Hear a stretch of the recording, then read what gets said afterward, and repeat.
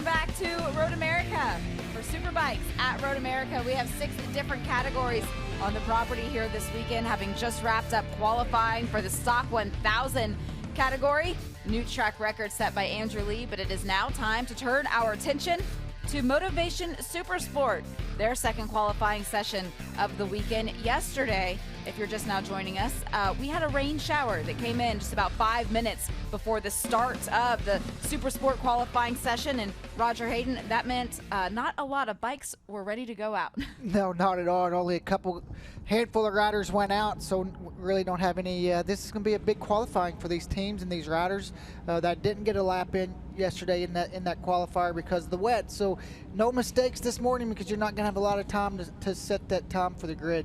These are the results from that qualifying session. You can see from the number of riders that posted a time, just how many riders went out. But Max Van, at the end of that session, he did the most laps. He went to the provisional pole time, but he had a lot of confidence also, just being able to lead a session and but despite what the conditions were, just to be able to be out there. Yeah, and you can just see what it did. He felt really good after that qualifying, and I think that will carry over for him to today. He's had a great start to this season, and he's improving every session. Matthew Skoltz did lead the practice session yesterday with the dry skies. That was a 2:17.4 was the time range that he was in. PJ Jacobson was right there with him at a 2:18.1. So that's kind of where we'd expect things to start off this morning, perhaps, as these teams go back out for a 30-minute qualifying session. But Roger, that 30 minutes, yes, it is qualifying, but it's also, to your point earlier, it's about getting ready for the racing this afternoon. Especially for the riders that struggled yesterday morning. As we see the track map here at Road America, you notice the long straightaway, some really good corners to look for. Turn 3, getting a good run out of there is important for passing down into turn 5. 6, 7, 8, not a lot of passing opportunities through there into the chicane. Turn 11, and then another run to Canada Corner, down into 13, and then turn 14. We've seen this Supersport class race decided coming out of this last corner the last couple of years with that draft to the start-finish line. Some other riders that had a great practice session yesterday morning. A lot of confidence going into the rest of the sessions this afternoon. You see Matthew Skoltz with the number 1 plate. Matthew did lead that practice session. There's a good look at Max Van. Let's go. Let's go. It is about time for the second qualifying session here at Road America. All of the confidence that he had in the rain yesterday. We'll see what translates to the dry today. There's a look at Tyler Scott. Tyler came out yesterday morning in that first practice session, in his own words, saying they were a lot stronger right off the truck than they have been at the other races this season. And he did a couple laps in the wet as well. It was really fast, so you can just see he's feeling pretty good about going into the race. But this qualifying this morning is going to tell a big story. He was able to make big improvements from yesterday morning going into today's race. See Blake Davis there on the number 22 with Track Racing. That's Xavi Flores right over his shoulder. Yes, past Supersport champion Xavi Flores, his crew chief now for this 2025 championship season. Track Racing adding a second bike to their championship lineup with Matthew Skoltz returning. It's Owen Williams, number 13, Suzuki. Of the Altus camp. This is a good sign, Roger. We've got bikes making their way down to pit lane. Green flag has not been shown yet, but these riders are ready. And a lot of these riders, too, want to get down there early and maybe try to get behind a faster rider. You see some guys that want to get out and do their own thing. They might wait and let all these riders go and get going and try to get some clear tracks. We see Jake Lewis headed out, been strong so far this year with the podium. Struggled a little bit yesterday morning down outside the top 10, so big session for Jake this morning. That podium came in the first race back at Road Atlanta, where Jake was able to finish in second. Before the green flag flies, let's get down to pit lane with Michael Hill. Yeah, thanks, Jamie. I can tell you the wind has really died down now. It's not as windy as it was at the start of Stock 1000. And I just really want to comment on what you guys have already touched on, the fact that Max Van sitting on the provisional pole position.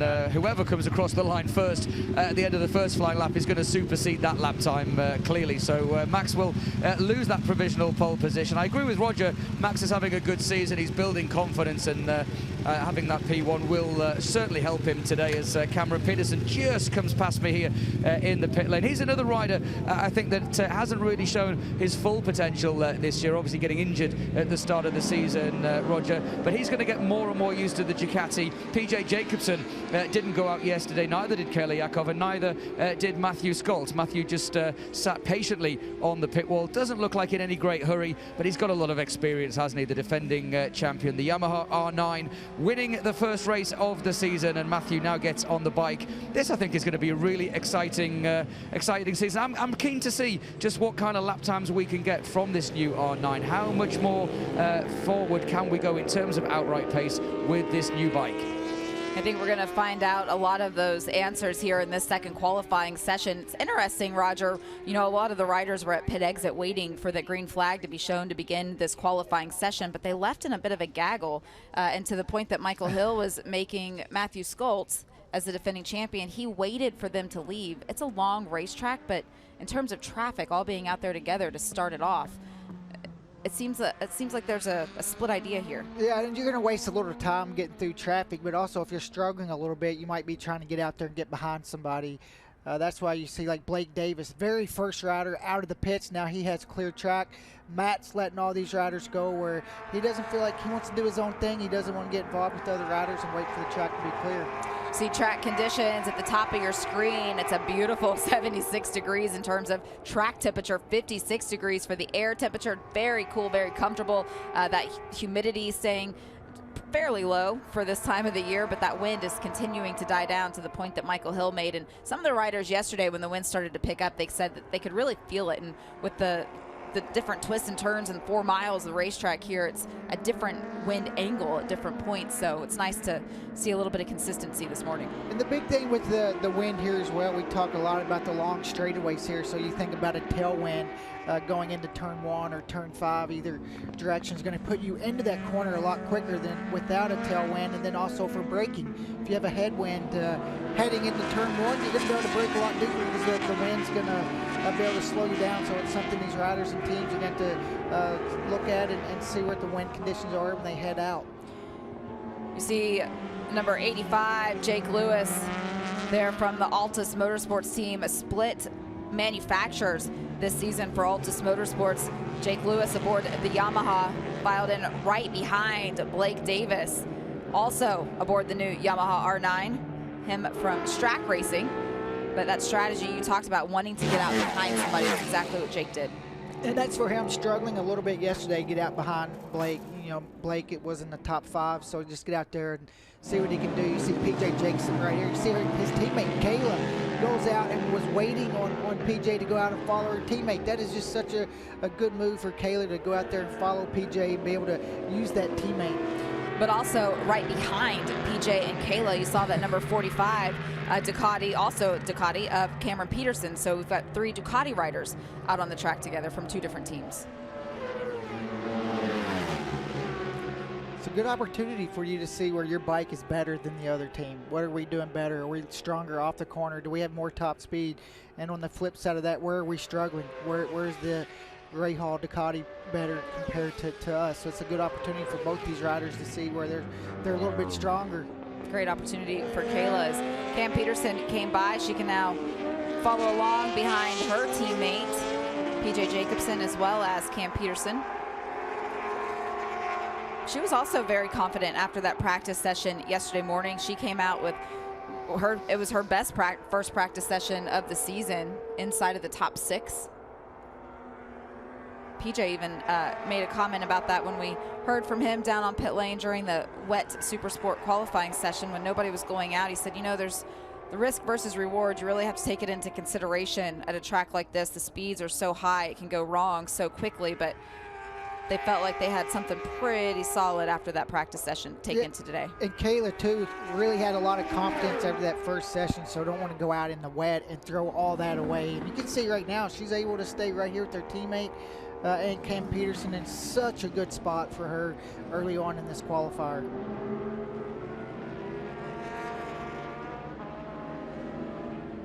Second year of this Rahal Ducati program now. What differences do you see in year 2 so far? Well, I think the big difference was last year after the first couple races, but this year you can just see they're more prepared in different conditions when it's raining, and the riders have a little bit more confidence. And the big thing is in the practice, the qualifying, and the races, it looks like they have a little better flow going. Last year sometimes it looked like maybe they were scrambling here or there, and they got all that sorted out. And honestly, I'm surprised as quick as they got it sorted out last year for their first year to go ahead and fight for that title was really impressive. Go back up to our defending Supersport champion here in the Motovation Supersport category, Matthew Skoltz. See that number 1 plate. Having the teammate here this season, another bike under the track racing stable to be able to go off of. And on a weekend like this, where you lose so much track time because of the varying conditions, to have a second set of data to go off of is going to help them tremendously. And the big thing too with Blake being up to speed as well, you know, you can't really use your teammates' data if you're 2 seconds quicker. So for them to be, that's what's going to elevate this team and be able to help each other. Both riders are really fast. So when they look at their data and see where one rider's doing something better, or maybe they made some changes to the bike, you can really compare it to yourself. Really love the move that Peter and Jessica Strack made, and putting that second program together for Blake Davis. We talked about it on the preview show. It got lost a little bit last year just because of that tremendous battle that we had all season between Matthew Skoltz and PJ Jacobson, and for first and second in the championship. Blake Davis very quietly was able just to rack up podium after podium after podium. He was on the box 7 times last season, was able to get his first Supersport win, and Peter and Jessica Strack really took notice of that and put this program together to get him back out there.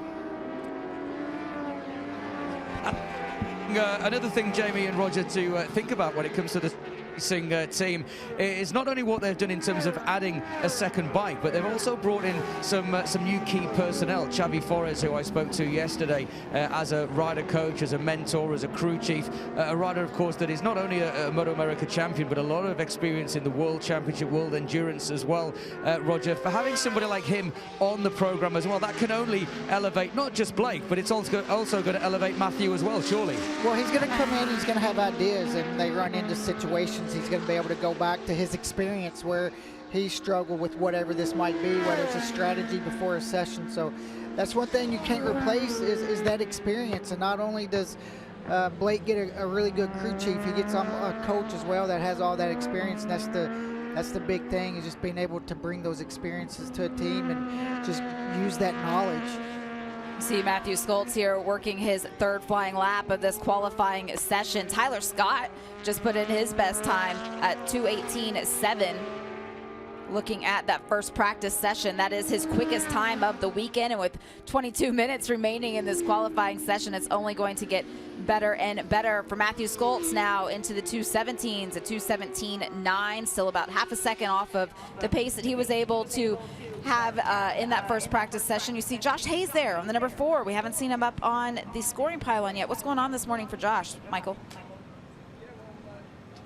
Josh Hayes has just come into the pits, and he's a little bit frustrated there. You can see now they're taking off the rear seat. That is because he has been told that the transponder is not working. He came in, the team immediately went across to the right-hand side of the motorcycle to check on the transponder. There seems to be some issue with it. Maybe it just hasn't charged, but you can now see they've had to take off the seat. It's not an easy fix, this. I just thought it would be a case of take out an R-clip and pull it off, but it's kind of buried underneath where the seat is, so they're having to take off the whole seat unit to be able to get in to release the clip to take it off. Now obviously for those viewers that are not really aware of how the timing works, each motorcycle is fit with an electronic transponder that gives the signal, the lap time up to race control, but they've kind of put it in such a position here on Josh Hayes' bike that they can't just release the clip to take it off, Roger. So I understand them trying to keep it out of the way so it doesn't get damaged, but when it's not working, that poses a problem, and Josh now now just sat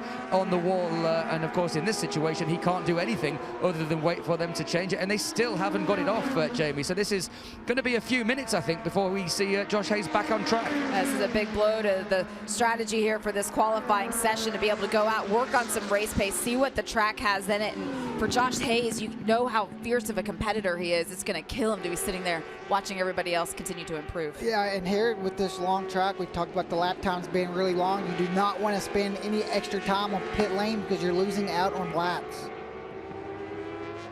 See Tyler Scott, the number 70. Right here, continuing on with their program this morning. Looks like he's gonna make his way towards pit lane, go back to Matthew Skoltz. 2:17.9 is best time so far in this session. We still have just under 20 minutes remaining for the pole time to be set for racing, and Matthew Skoltz continuing to get just a little bit quicker each and every lap. We've What I'm seen seeing is consistency. Matt's strategy he was talking about early on in this session, waiting and let all the other riders go out and get some clear track. He's had 4 laps now without lap traffic, and you can see what that has done for him, able to get in that rhythm and really get some good laps in. We're being told that MotoAmerica just delivered a new transponder to Josh, and it looks like everything is going back together now. Michael? I've commentated and been involved in racing for more than 15 years. MotoAmerica officials have now just ran down the pit lane. They have handed Josh Hayes a new transponder, which he has just put inside his leathers. I've never seen anything like this, Roger. There's no way for them to actually attach it to the bike because the transponder is already in the allocated position. They can't take the non-working transponder off. So MotoAmerica officials have now handed him a new transponder. He's opened his leathers and he's inserted it into the inside of his leathers. So, I mean, I've never seen anything like it. But the good news for the fans is Josh Hayes, as the seat goes back on, is about to get back out on track with a new transponder somewhere in his ribcage. Well, that is an interesting development there for Josh Hayes. But to your point, the good news is that Josh will be able to go out now and continue on with this second and final qualifying opportunity as we continue to watch Blake Davis here on the number 22 Yamaha, posting his best time, a 2:17.8 for Blake Davis. That moves him around his teammate. And you made the point earlier, Roger, that 2 sets of data, yes, it's all well and good, but when you can't apply it to the other bike because you're so far separated, it doesn't do you any good. Well, Blake Davis, Matthew Skoltz, separated by less than 0.2 of a second.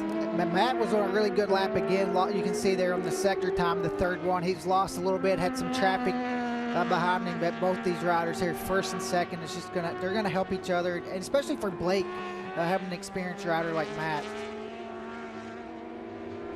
You know, we talk a lot about Blake Davis and all the change for him this year. Let's not forget also that Matthew Skoltz, after winning the championship last year with his crew chief Ed Sullivan, Ed making the decision to go back up to the Superbike ranks and be up there this season. Matthew Skoltz also has a new crew chief this year. This was just the last lap where he got bumped just a little bit. This is the traffic that we talked about. Yeah, through the chicane, he's just trying to make a move around the outside. He knows he's on a good lap. That rider didn't do anything wrong. They're out there trying to get their best lap, and Matt's out there, knows he's on a good lap and trying to make the move. That is Jake Vandal on that number 18. Continuing through his session here this morning for Matthew Skoltz, though, head is down. He's not made his way to pit lane quite yet, so going through the race pace and that consistency just continuing for Matthew Skoltz.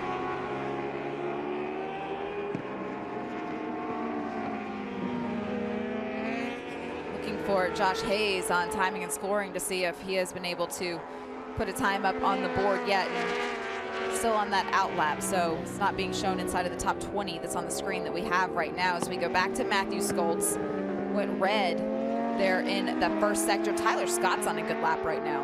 Really good lap, and when we interviewed Tyler yesterday, you could see the confidence that he had from starting the weekend so strong. And this is a track that he's won races, and he's also fought for wins as well. So I think he knows going into this weekend, it's one of those tracks that he has circled on his calendar where he knows he can be strong. This was a big race for Tyler last year as well. He considers MotoAmerica to be one of his favorite tracks and really uses it as a reset point at the early stages of this championship season.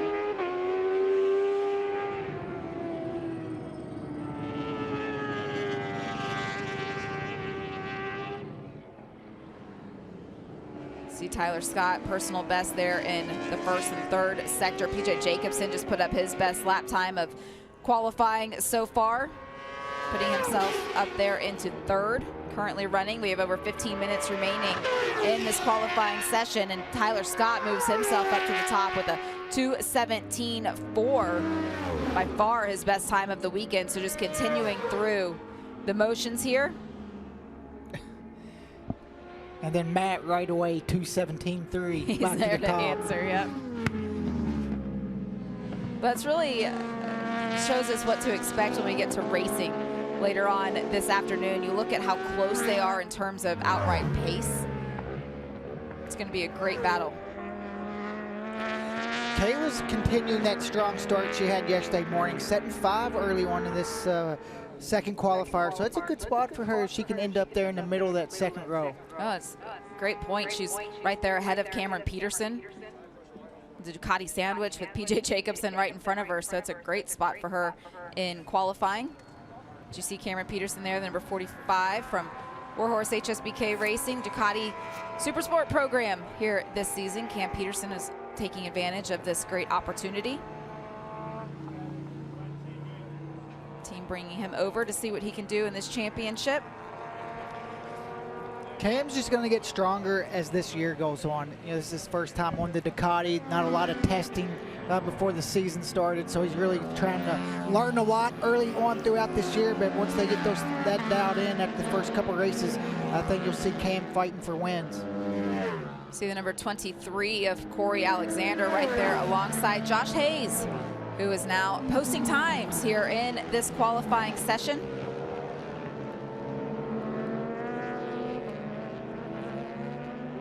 With the transponder in the leathers. Whatever it takes.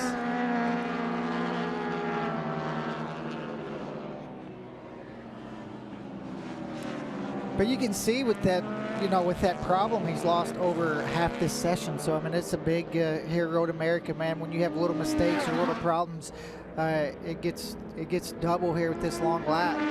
But you can see the experience of Josh Hayes also. You look at his body language as he tries to make up for some of that lost time. It doesn't look like it's rattled him. No, and he can lean on that experience, and he's been through things before. Not what you want, but that's the way racing. It always happens like that. Things don't always go as the plan. And even with losing the early part of this qualifying session for Josh Hayes, he has put himself right up inside of the top 10. After just a handful of laps, you see T. Cobbs just came through the shot. He's on his personal best lap. There he is.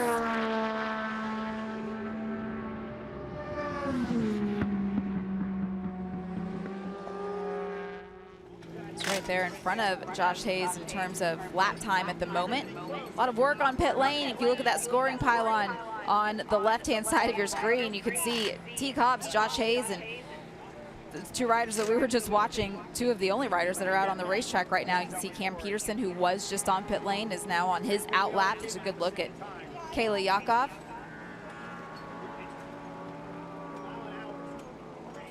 Catching up with the team.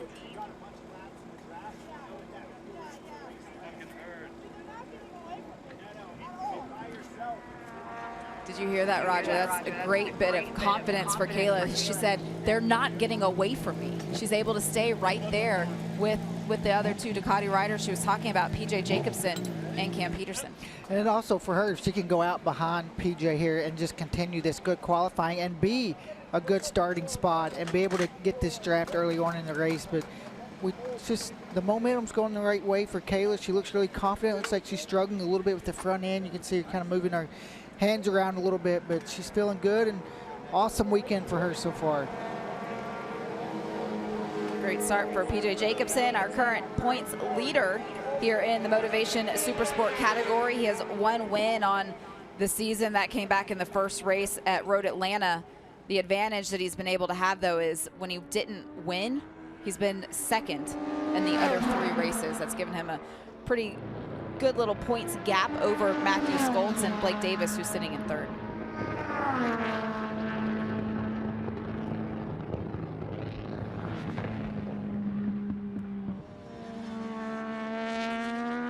There's Josh Hayes continuing out on the racetrack. I'm interested to know, and maybe Michael Hill knows the answers to this. When Josh came into pit lane, did he go ahead and put the new rear on? Is this going to be his run to set his pole time? But if not, you can see all the other riders are in the pits getting their new tire, and it's going to kind of put him a little bit behind, a little less laps if he hasn't got that new tire to try to get that good lap and move up the grid. Right now he's sitting on row 3. You know he'd like to be a little higher up the grid than that.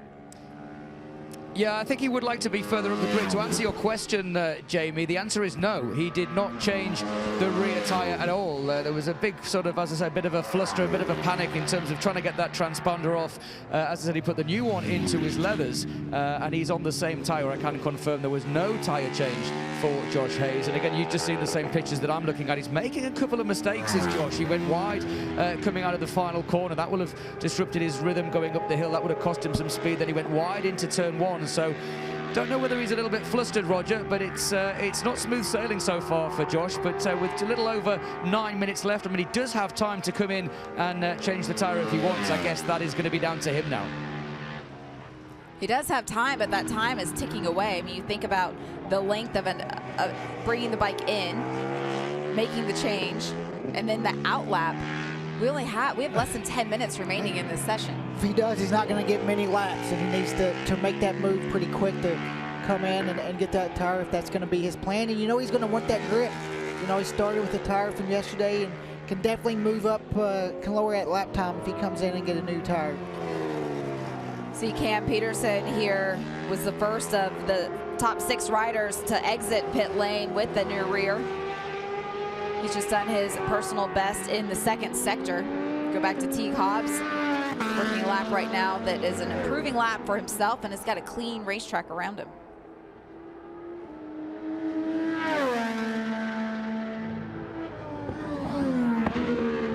Matthew Skoltz continuing to sit on pit lane, but Blake Davis, PJ Jacobson, Kayla Jakob all on their outlaps right now. Looks like Teague's pulling into the pits. He had a really good lap going those first 2 sectors, and you know this might be his strategy as well. Come in as we see Josh Hayes. We talked about that. Was he out on that new tire? You can see he's come in right now to make that change. It's going to be another thrash for this team after already having the unexpected time on pit lane. We have less than 8 minutes remaining in this final qualifying session for Motovation Supersport. What can Josh Hayes do with it? He's going to have to get up to speed. It's going to have to be one of the best outlaps of his career. And that's one thing he's really strong at, is getting up to speed really quick. So that's not going to hurt Josh, but also his teammate as well. Teague kind of on the same strategy. Teague's a little bit behind, though, in terms of getting that work executed. They will not be able to leave pit lane at the same time unless Josh makes the decision to wait for him.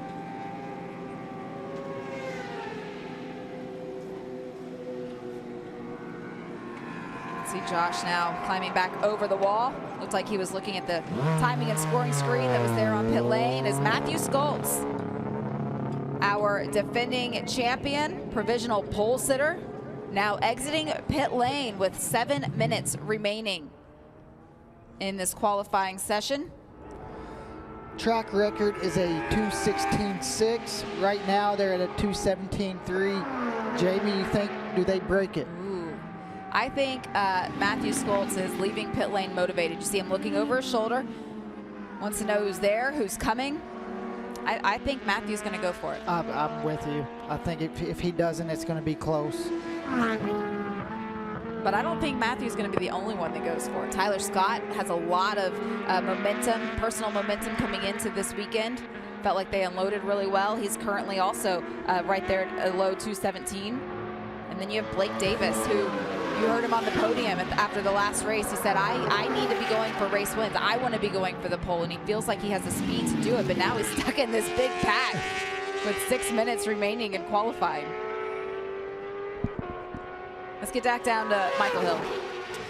Yeah, just an interesting thing that I noticed going out. Kayla Yakov and PJ Jacobson, as you mentioned, on outlaps, they went out together. Blake Davis was very, very close to them. Matthew Scholz seems to be on a completely different strategy throughout this session. He waited at the beginning of the session, if you remember, Jamie, went out on his own, went to the provisional pole by doing the lap on his own, whilst a lot of the other guys, including Cam Peterson, were in a 2 or 3 rider group. Seems like that's the strategy again for Matthew Scholz. He went out on his own, and that just, to me, just shows that he's exuding a little bit of confidence. He feels that he can do the time on his own. He doesn't want to be held up by other people. Whether that is going to be the right strategy, I guess we're going to find out as Teague Hobbs is just getting ready to go back out. But just your thoughts on that, Roger and Jamie. I don't know whether the slipstream would make an advantage, but certainly as far as Scholz is concerned, he thinks he can do it on his own. That's the thing, when you can do the pace, you don't want to deal with the lap traffic as all these other riders. You see Tyler Scott on a good lap. He was close to breaking the track record previously. But I think for Matt, he just knows he can do the speed. Some of the other riders who need help, they're going to get out there and try to find the toe to find a little bit of time, but Matt thinks he can do it on his own. Tyler Scott right now was the first of the riders to leave pit lane in that front group, and he's giving himself more time in this qualifying session. He's currently on the provisional pole, that 2:16.8 that you see at the top of your screen, that time to beat, that is Tyler Scott's. And fortunately, something happened in the second sector of the lap that he's on right now, because he was being shown after just the first sector being below the track record pace. So certainly has some speed still in that bike, but not able to put it together on this lap. But that was the advantage of getting out there early, giving himself just a little bit more time. See Josh there getting out. He's going to be in a good spot now behind these 3 riders if he can stay in their draft here on this next lap. Great lap for Kayla Yakov. PJ Jacobson, 2:17.9. Kayla Yakov, 2:17.9. Blake Davis there, 2:17.7. The front 6 right now. The gap is they're all within the second.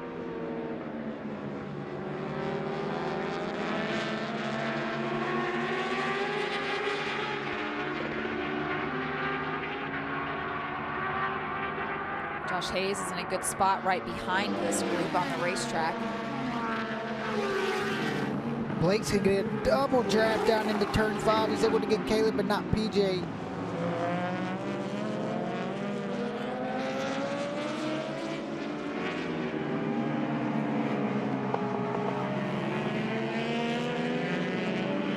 PJ's really good through this turn 5 all the way down in here to turn 8. You can see he kind of pulls a little bit of gap there on Blake, a couple bike lengths, not a lot, but he was right there on the entry turn 5, and you see PJ's pulled away a little bit going into this carousel. You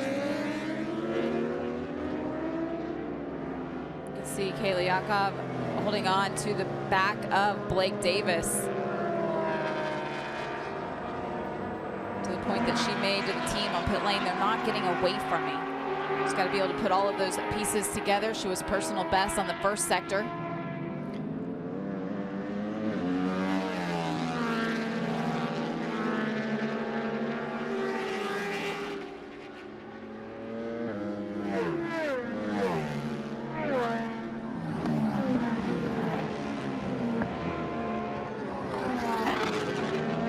In terms of qualifying order right now, Roger,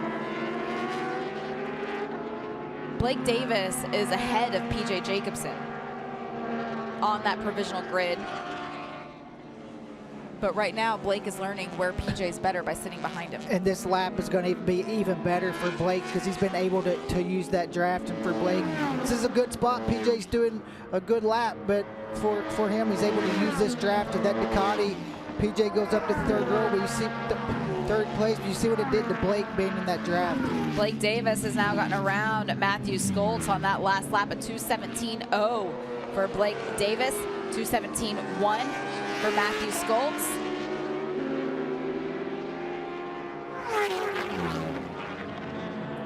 See Aiden Sneed, the number 98 right there. Great qualifying session inside of the top 10. That last lap was able to move up to the 3rd row at the 2:18.9. It's great to see the NV inside the top 9.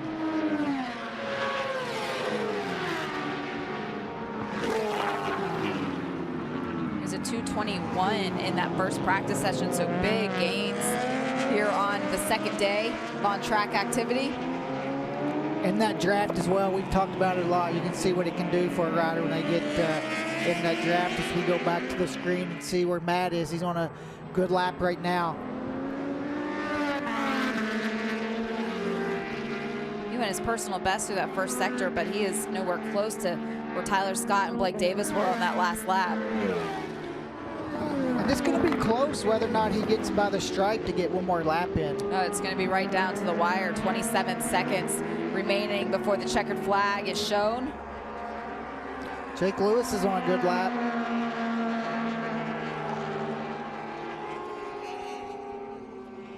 Jake Lewis sitting right there behind Matthew Skoltz.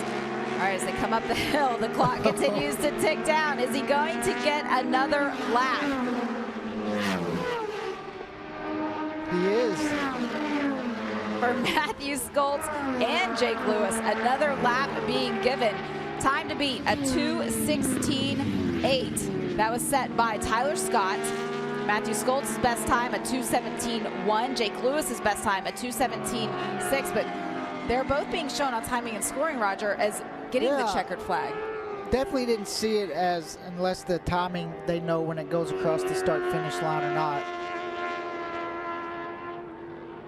Looking out the window, wasn't sure, but officially on the screen it's saying that that session is complete. Oh, Larry Pegram. Larry Pegram, the worm. Top 15. Here. As he takes the checkered flag.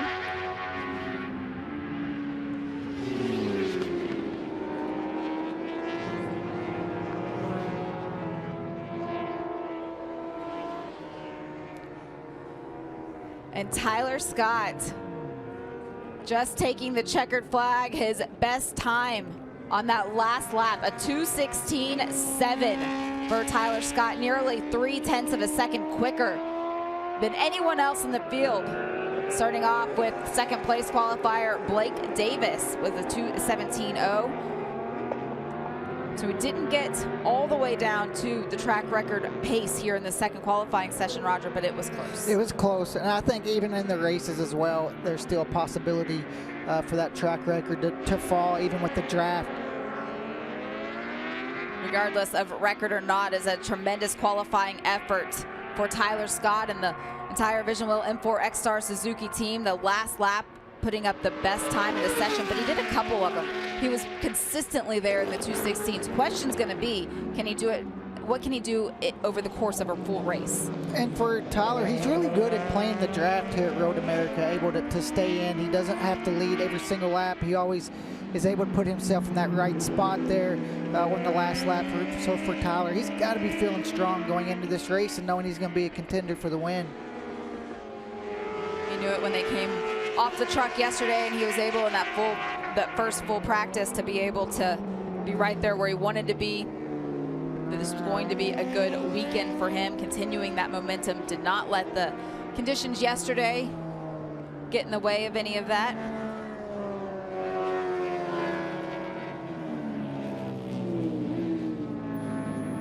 We mentioned Aiden Sneed there toward the end of this session, ending up 11th. That's still a great qualifying for Aiden right there in that pack inside the top 10.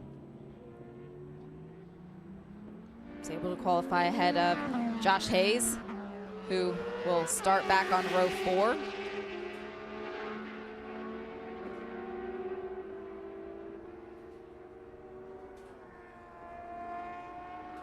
Matthew Skoltz starting 3rd.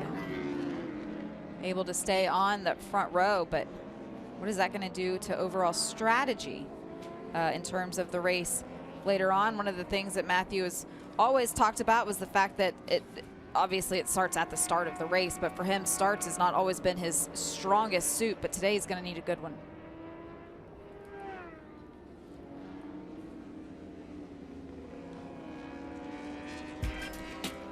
Take a look at the combined qualifying results with a full field of Motovation Supersport riders going into 2 races this weekend. They will all be chasing our pole sitter, Tyler Scott.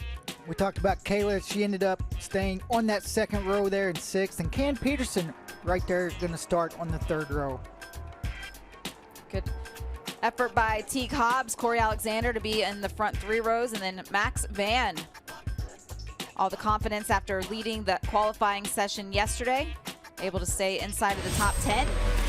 Long race later on this afternoon. Here are the results. Top 3, our defending champion, Matthew Schultz. And toward the end, Matt just wasn't able to find that little extra bit, and they put a new tire on. Not sure if it was mistakes or traffic, but for him, he's definitely got the race pace. Not going to qualify on pole, but he's got himself a good spot there on the front row. He did continue to improve each lap, though. Just take a look at his teammate, Blake Davis. For the first time this season, Blake out-qualified the champion. How will that translate into racing? For Blake, it's just been a really good weekend so far from him, and he mentioned it at Road Atlanta. He wants to challenge these guys for victories every weekend.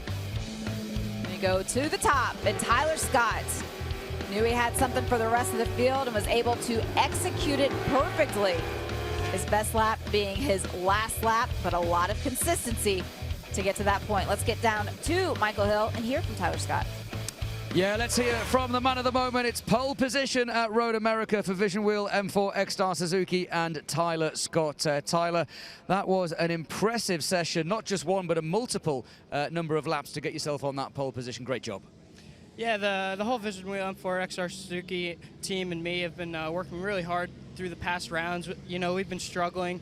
The bike was really good at the beginning of the season, and then we kind of veered off, and we couldn't get a bike that I could win on, and we really made some drastic changes this weekend to the plan of the motorcycle, and now they've given me a bike I can win on. Obviously, that's a lot of confidence going into the race. You're starting on the front row of the grid. Can you go on then today and convert that from a pole position to the win? You obviously believe you can. You know, there's anything that can happen here. We've had close race wins. I mean, against Josh Herron in last year, it's very close, and I'm confident in the bike setup that we could run at the front and win the race. And final question before we let you go to Parc Ferme. Where's your biggest competition coming from? There's 5 or 6 guys snapping at your rear end there, so it's going to be a close race for sure. Yeah, I think we're on the pole, so I think all the competition is behind us. Obviously, there's so many fast guys this year, so I wouldn't be surprised to see 7, 8 of us up there at the front for the race distance. Excellent. Looking forward to it. We'll let you go to Parc Ferme. And Jamie, I tell you what, if there are 7 or 8 guys and girls in the mix for this one, I can't wait for lights out. It'll be a cracker. No, but I love the way that Tyler Scott is able to put it into perspective. When you asked him, Michael, about where's the competition? Well, he's on pole. The competition's behind him, so he's just head down and clear sailing. Take a look at the Supersport odds to win here in race number 1. PJ Jacobsen, the favorite. What do you think, Roger? Yeah, I think just looking at that, PJ definitely has a good chance. But this is one of those tracks where if you wanted to bet on a long shot with the draft, you could do a good opportunity. Look at Cam Peterson down there where he's at, and Jake Lewis. Cam Peterson would be a good opportunity to potentially win some cash. Jake Lewis as well has been strong this weekend. Go ahead and get your bets in nxtbets.com/playma. Can find out what's available in your area, but again, remember the the betting will close 30 minutes before the lights go out. In terms of Motovation Supersport, that means you better get them in before 2:40 Eastern time. They do race at 3:10 this afternoon.